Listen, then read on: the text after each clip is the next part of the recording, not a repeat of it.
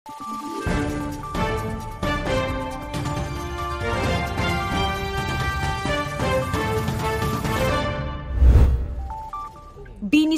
kamakailan ng OVP sa Mindanao Satellite Office ang paaralang elementarya ng Kimlawis sa bayan ng Kiblawan sa Davao del Sur. Ito'y upang mamahagi ng pagbabago-bag sa mga mag-aaral.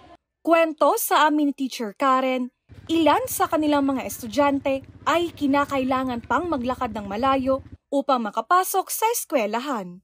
Struggle sa among mga bata diri is ang uban ani ma'am situated sa kung mingon mo nga bukid na diri naapag yung mas bukid.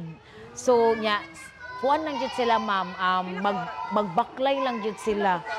Naami diri estudyante ma'am nga magbaklay og 3 hours. Di lamang ang kilo-kilometrong lakaran ang araw-araw na hamon ng mga mag-aaral. Ngunit maging ang kakulangan ng school supplies na nakakaapekto sa kanilang academic performance. Kaya't baka sa mukha ng mga bata ang kasiyahan nang matanggap ang kanilang bagong school bag na may kasama pang school supplies, dental kits at raincoat. Ay dako jud kay siyang tabang ma'am kay as kaning mga bag ma'am kanang tanawa gud na nangagisi na.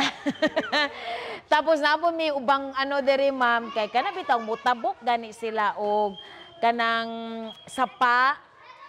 Dili gyud kayo mag-long last ang mga bag nga i-purchase nila. So, dako kay siyang tabang in behalf sa among school head, Sir Johari C. Kanakan, sa gikan sa Kimlawis Elementary School, kauban sa akong mga kaubanan na magtutudlo, mga ginikanan ug mga estudyante, dako kayo ming pasalamat nga bisan sa kalayon sa amuang eskwelahan, nahimutang gyud mi sa bukid gyud kaayo pero naabot gyud mo diri no sa walay pagduha-duha.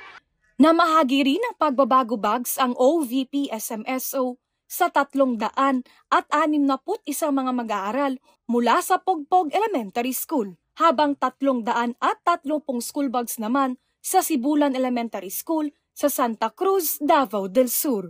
Mula rito sa bayan ng Kiblawan sa Davao del Sur, ako po si Jera Gomez, lahat para sa Diyos, bayan at pamilyang Pilipino. Valiente News.